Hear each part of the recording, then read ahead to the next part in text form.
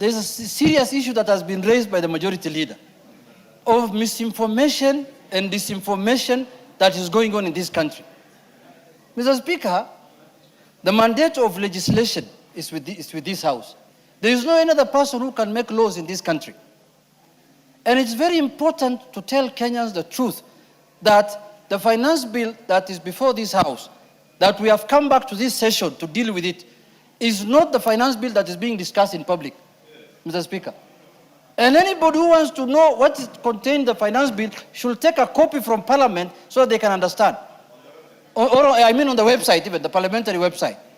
Mr. Speaker, there are people who are still stuck at the finance bill of 2024. There are people, very senior members of the society, some of them who want to become president, Mr. Speaker. Like my deputy, majority leader's party leader, Honorable KALONZO, who are telling Kenyans that land is going to be changed, all freehold land will be changed to leases, Mr. Speaker. I have not seen that kind of finance bill in this House. The last 2 weeks, I have been preparing for this session so that I come and contribute to the finance bill that has been tabled by Treasury. Mr. Speaker, those clauses are not in this finance bill. Very senior members of the society. What the two of you are not saying, yes, Mr. Speaker, is that you cannot amend the Lands Act through the finance bill. You cannot. You have even put it better. The finance bill is not a miscellaneous law amendments bill. Correct. It's the finance bill. Mr. Speaker, what happened, in fact, 2 years ago, Mr. Speaker, you can check the records of Parliament. There was a land amendment bill that was supposed to turn all freehold titles to leases that was sent here by the former Attorney General, my former Speaker, J.B. Muturi.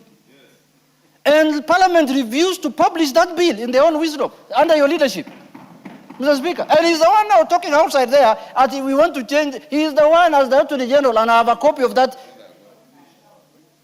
Hey. I rejected it. It didn't go beyond my desk. You rejected it. You didn't even accept it to be published. No. So, Mr. Speaker, I look at people, I look at people and I just say, is it lack of, content or lack of strategy? What is happening with the current opposition in the country? Because, Mr. Speaker, they are telling Kenyans that the finance bill wants to tax now bread, it wants to tax tea. That is the finance bill of 2024. The finance bill that is before us now does not have anything of that nature, Mr. Speaker. Mr. Speaker, in conclusion, I want to say this. If we continue misinforming Kenyans, if we continue disinforming Kenyans, and I don't know whom we can send to them, I think indeed Nyoro can go and convey this message on my behalf to them, Mr. Speaker. Sometimes he interacts with them, but I don't know at what length, Mr. Speaker, because I'm told he also is very soon becoming a party leader in this country. So I think they can have bilateral discussion at that level. Mr. Speaker, I want to urge my colleagues, my fellow leaders, that please, before you misinform Kenyans, before you disinform Kenyans, take time to read. And if you have no time to read, please ask your staff, ask your researchers to read it for you, the finance bill, before you communicate or you speak to Kenyans at any level. Mr. Speaker, some of the issues that are being discussed today in this country concerning the finance bill are issues you can see that are meant purely for incitement, nothing else. The end game is to incite Kenyans so that Kenyans can rise up and fight each other, Mr. Speaker. Otherwise, there is no reason why a leader of the caliber of some of them senior councils, Mr. Speaker, I saw senior council Paul Mwite tweeting, saying that all freehold land titles will be changed to leases. I was shocked. He was a member of Parliament for many years, for many terms, many years, chairman of the Law Society of Kenya. He is the last person who should speak about that with that level of, do I call it ignorance or, for lack of better word, just say that for misinformation.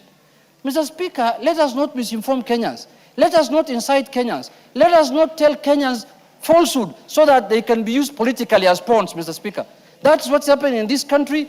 Let Parliament communicate now officially to Kenyans what the finance bill contains, and Kenyans will understand. And I've gone through the finance bill. Nothing at all is offensive to Kenyans in this finance bill. It is making the lives of Kenyans even better. I have here the finance bill. I've gone through it, Mr. Speaker. Everything that contains this finance bill is making tax payments easier, more predictable, Mr. Speaker, for the people who are financing these small taxpayers are the big, large taxpayers who want to hide behind these small taxpayers, who don't want to pay their taxes. So, Mr. Speaker, in conclusion, I want to say there's a group that has decided there's nothing else we can speak now. There's nothing to tell Kenyans. The only thing to do now is to incite Kenyans using the 2024 finance bill. My friends, tunangojea nyinyi.